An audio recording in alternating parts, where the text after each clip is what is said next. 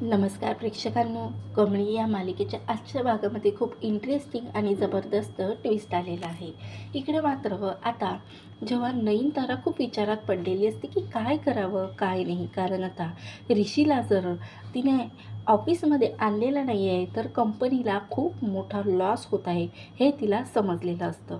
म्हणून ती विचारात पडलेली असते, पण रोहित काही तिला सुचू देत नाही. रोहित सतत बोलत असते की आई, मी जे करू शकते ना ते नाही ऋषी करू शकत. बघ त्यावर आता इकडे नयनतारा बोलते की मला माहिती आहे की ऋषी खूप टॅलेंटेड आहे, पण तू पण तेवढाच टॅलेंटेड आहे. मी म्हणत नाही की तुझ्यामध्ये टॅलेंट नाही आहे, पण ऋषीमध्ये काही वेगळीच करण्याची जिद्द आहे रोहित, जी जिद्द तू ठेवत नाही आणि लोक जोडण्याची त्याच्यामध्ये खूप सारी क्षमता आहे. तू कोणासोबतही वेगळा रागाने बोलतो, त्यामुळे आपले क्लायंट तुटत चाललेले आहेत.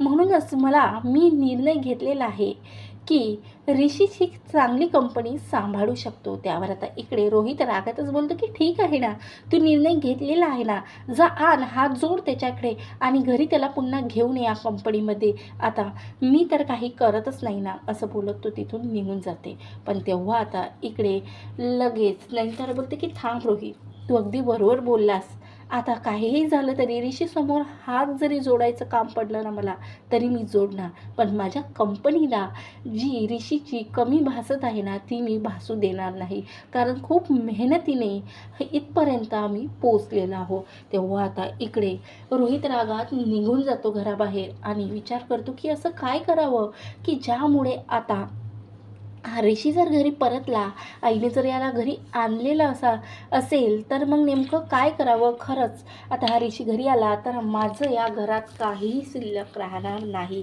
तोच आईच्या मनामध्ये जागा करून राहणार आणि मी फक्त एक पुतळा बनून राहणार, आईने जसं सांगितलं तसंच वागण्यासाठी. तर इकडे मात्र आता ऋषी आणि कमळी बसलेले असतात. तेव्हा आता लगेच कमळी बोलते की काय करावं ऋषी सर, आणि समजत नाही. खरंच आपल्याला काही पुरावे मिळतील का नाही. आणि तो आर-टी-ओवाला एजंट आपल्याला म्हणाला की लवकरात लवकर तो आपल्याला पुरावे देणार आणि ती गाडी कोणती आहे, काय नंबर आहे तिचा, सर्व काही सांगणार. खरंच ऋषी सर तो काम करत असणार ना मन लावून. त्यावर आता इकडे तेवढ्यातच आर-टी-ओवाल्याचा कॉल येतो, म्हणजे त्या एजंटचा कॉल येतो आणि बोलतो की ऋषी सर तुम्ही कुठं आहात, मला लवकरात लवकर मी तुमच्या व्हॉट्सअपवरती एक ॲड्रेस सेंड केला, तिथं लवकरात लवकर भेटायला मला या. तर इकडे राजन आता घरी गेलेला असतो आणि आता राजन अन्नपूर्णाला बोलते की हे बघ आई, मी गाडीचे डॉक्युमेंट्स दिलेले आहे आणि तो एजंट बोलला की लवकरात लवकर काम होऊन जाणार आणि आता बाबा बरं वाटते ना. त्यावर आता इकडे अन्नपूर्णा बोलते की हो, आता बाबाला बरं वाटते आणि मलासुद्धा बरं वाटते, तू कसलीही चिंता करू नको. त्यावर आता इकडे कामिनी बोलते की म्हातारे, हे बघ घे तू त्या म्हाताऱ्याची काळजी किती घ्यायची, तर बस काही दिवसाचा तो या जगात राहणारा माणूस आहे.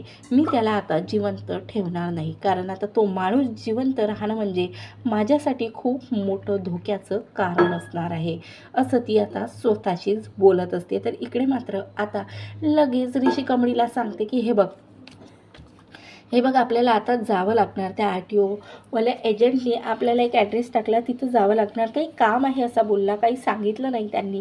तर आता लगेच इकडे ऋषी कमळीला स्कूटीवरती बसवतो आणि जो ॲड्रेस आता तिथं सांगितलेला असतो आर-टी-ओ एजंटने, तिथं ती जाते. तर आता तिथं गेल्यानंतर तो एजंट त्याला दिसतो. त्यावर आता ऋषी बोलतो काय काम होतं, बोल ना काय काम होतं, तू मला असं अचानकपणे का बोलावलं. तेव्हा आता त्याने एक भली मोठी फाईल आणलेली असते आणि त्यामध्ये राजन सरांनी जे डॉक्युमेंट्स आणलेले असतात ते सुद्धा येतात आणि इकडे कमळी आणि ऋषी ज्या गाडीचा शोध घेत असतात ते पुरावे त्यांनी गोळा केलेले असतात. हे बघा, म्हणतात आम्ही सर्व एजंट्सनी मिळून याच्यात खूप मन लावून काम केलेलं आहे ऋषी सर, आणि मी 100% सांगतो की राजन सरांनी ज्या डॉक्युमेंट्स म्हणजे गाडीचे डॉक्युमेंट्स माझ्याकडे दिलेले होते त्याचे नंबर या गाडीचे नंबर या डॉक्युमेंट्सवर आहेत आणि तुम्ही दिलेला जो काही पुरावा माझ्याकडे होते त्या पुराव्याला मिळून मी हे खरं 100% सांगते की राजन सरांची गाडी तीच गाडी आहे जी गाडी तुम्ही शोधत आहात. त्यावर कमळीला आश्चर्याचा धक्का बसतो आणि कमळी बोलतो की काय बोलताय तुम्ही, हे खरं आहे का दादा, म्हणजे तुमच्याकडून काही मिस्टेक तर झाली नाही आहे ना.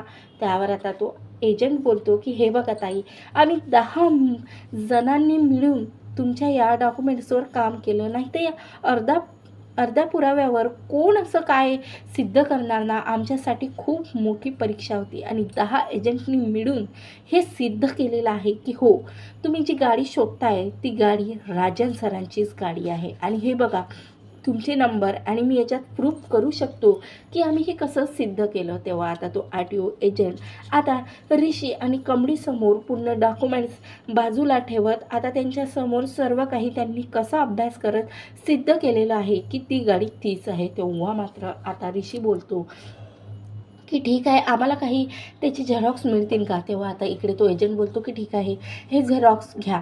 तेव्हा आता लगेच ऋषी बोलतो की मी तुम्हाला ऑनलाईन पेमेंट करते. त्यावर आता एजंट बोलतो की ठीक आहे. तेव्हा नंतर आता ऋषी आणि कमळीला मात्र आश्चर्याचा धक्का बसतो. आता कमळी बोलतो की ऋषी सर म्हणजे राजन सरच माझे वडील असतील का हो. पण राजन सर असं नाही करू शकत, ते एक चांगले व्यक्ती आहे. खरंच ना, काय माझ्यापुढे हे एवढं मोठा गोंधळ घातलेला आहे ना नियतीने, मला काहीही कळत नाही आहे, काय करावं. त्यावर आता इकडे मात्र लगेच आता ऋषी बोलतो की ही झेरॉक्स घेऊन आपण राजन सरांकडे जाऊ आणि तेव्हाच आपल्याला काय होतं काय नाही हे सर्व सविस्तर कळणार आहे कमळी. तोपर्यंत आपण आता काही सिद्ध करू शकत नाही, कारण आता आपल्या हाती काहीही राहिलेलं नाही. आता जे सांगणार ते अन्नपूर्णा आजी आणि राजन सरच सांगणार की ज्या गाडीचा ॲक्सिडेंट झालेला होता आजोबाचा 18 वर्षापूर्वी, तीच गाडी तुझ्या आईला घेण्यासाठी गावात गेली होती का. हे सर्व काही आपल्याला आता आजीच सांगू शकणार आहे सविस्तर. तर खरंच प्रेक्षकांनो, आता जेव्हा इकडे हे राजन आता राजांसमोर कमळी आणि ऋषी जेव्हा हे पुरावे घेऊन जातील तेव्हा मात्र नेमका आता काय धमाका इकडे आजीच्या घरात होणार आहे हे पाहणं खूपच रंजक आहे. आता जेव्हा आता माहिती पडणार राजनला की कमळी त्याची मुलगी आहे तेव्हा मात्र कामिनीचा चेहरा पाहण्यासारखा राहणार आहे. म्हणूनच प्रेक्षकांनो, जबरदस्त आणि धमाकेदार ट्विस्ट बघण्यासाठी माझ्या चॅनलला नक्की सबस्क्राईब करा. व्हिडिओ आवडल्यास लाईक करा. धन्यवाद. जय गजानन माऊली.